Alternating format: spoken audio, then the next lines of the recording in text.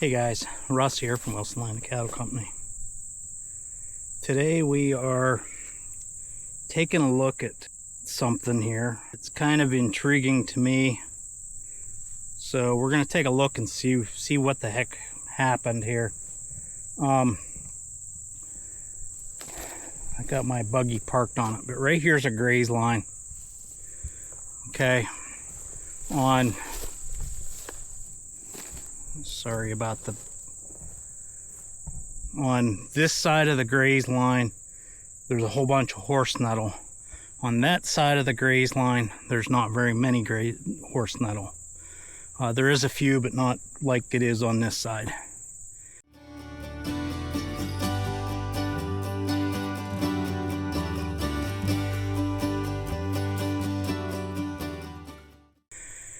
And reason being for this is we grazed this piece early in the spring. We grazed this back 1st of May, and then we were having some deer problems, so we kind of worked around the wood edges, and in doing so we grazed the back part of this field, and we come around, there's a field right here, we come up this field here, and then we grazed this section here and went out and went someplace else.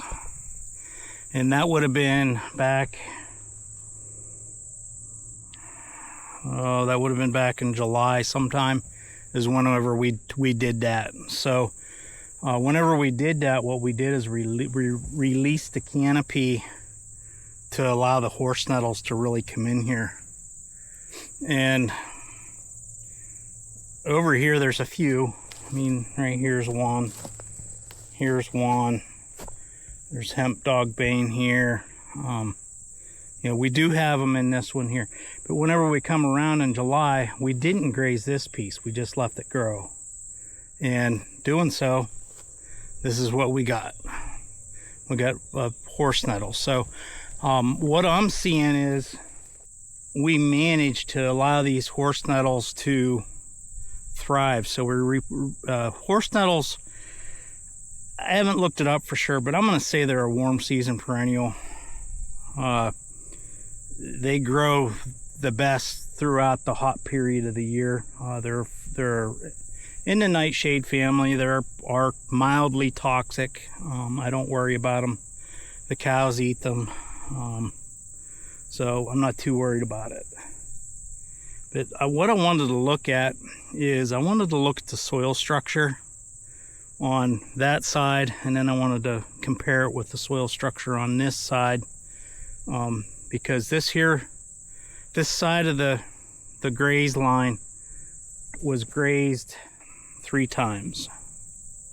Grazed early in the spring, and then we come around in July, so that would have been the second, and then we were just in here about 10 days ago, middle of August, towards the end of August more so, I guess. So what I want to do is I want to take a look and see if there's any difference in the soil structure. And I'm going to try and dig out a horse nettle and show you the reason horse nettles are so hard to get rid of. So that's why I recommend teach your livestock how to eat horse nettles. Very hard to spray them. You can't dig them out. You can't cut them. You can cut them. I can go through here and cut them, but they're just going to come back. They're I don't really want to say an aggressive perennial, but they hold their own whenever it comes to toughness of trying to get rid of them. This part of my farm, whenever I moved here 10-12 years ago, was fallow, and it sat fallow for 5 to 6 years. So there was no haymaking, nothing. It just sat fallow. So can you imagine the amount of horse nettle seeds that's already in the seed bank here? I mean, there's no point in even trying to fight it, because it's just going to keep coming back. So let's work with it, figure out how we can deal with it. I'm going to go ahead and dig some soil out on this side, and we'll dig some soil out on this side, and I just want to compare the two. This soil back here, I believe, is called Hazelton.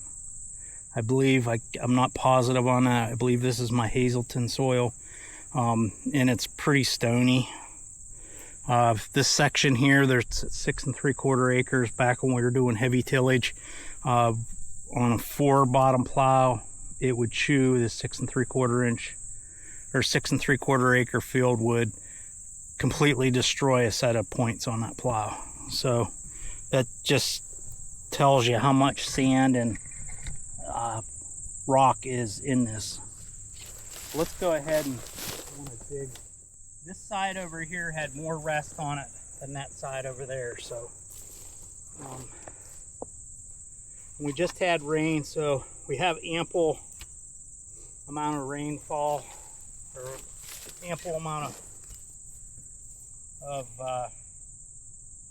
moisture in the ground. This soil can typically be grazed whenever we have huge rainfall events. Okay, now I'm going to dig out a nice healthy horse nettle. Okay, so let's break these up and look at them and see what we got. Okay, this one here is on the side that we grazed 3 times this year. Pretty good roots. Not quite as deep as I'd like to see them. However, we have pretty good aggregation.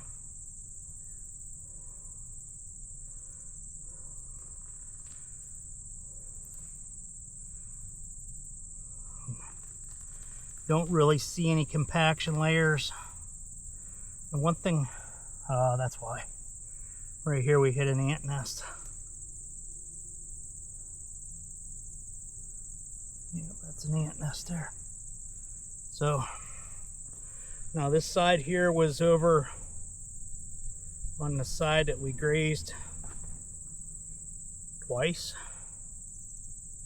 And one thing I noticed right off the top is there's 2 compaction layers, and I don't know why this here didn't have the compaction layer in it. So see there, see how that fell apart like that? That's a sign of a compaction layer. Now I'm gonna guess that that's a horse nettle taproot. I can't say that for sure. Here's the second compaction layer. Another nest of ants. So we got lots and lots of ants in there. I'm not seeing any earthworms, but they may have not woken up yet. So all in all, soils look pretty good, nice and brown. Smell good. Does this one here smell like we didn't smell it? Nice earthy smells. One thing I do see here in the top of this, if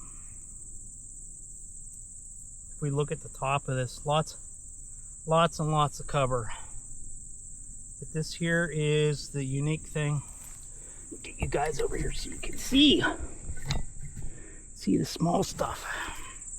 Right here, see this little plant here?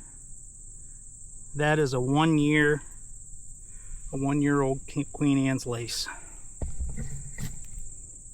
That will go into a huge or big plant next year and bloom, and then once it blooms it dies.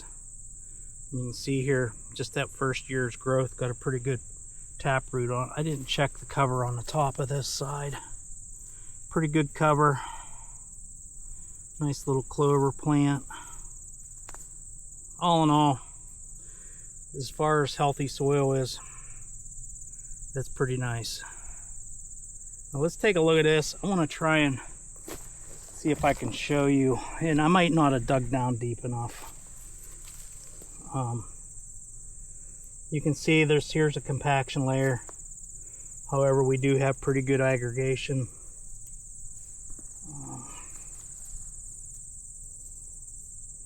Here's a caterpillar or a moth cocoon.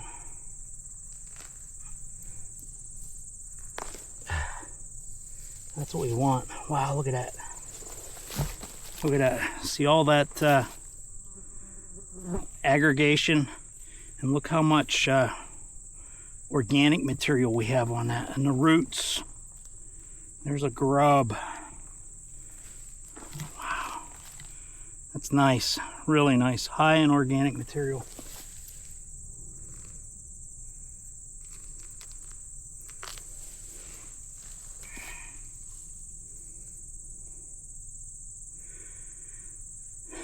This here's a horsenettle plant. Okay. Now if we look at that taproot comes across and goes down in. And we've traced horsenettles as deep as 5 feet. But what they come down, I don't know what it's called. What they do is they come out and they come down, and then the taproot gets real big, almost like a carrot. And then it gets small again. It's usually small up here, and then it gets big. And I think that's to store energy. I don't know for sure. But, you know, this big, huge taproot is extremely hard to kill. And I know darn well I didn't kill this plant. That taproot is going to re-sprout and grow a new plant. But that's what a healthy horsenettle plant looks like. And another thing to consider is, you know, what kind of nutrients is this plant bringing up? I've never tested horsenettle individually, so I cannot tell you what nutrients it has in it, but I'm sure that there's some sort of nutrients in it that's of value to the rest of the plants in the system.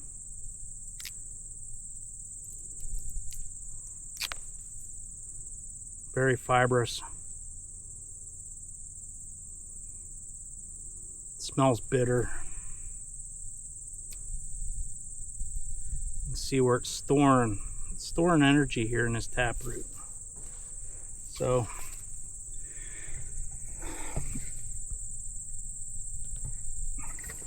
okay guys, I hope you found that useful and educational.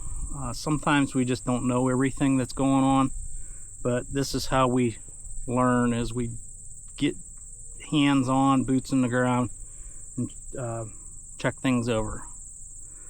Please subscribe, like, comment, share with a friend, hit that notification bell, and we'll see you on the next video. Have a good day.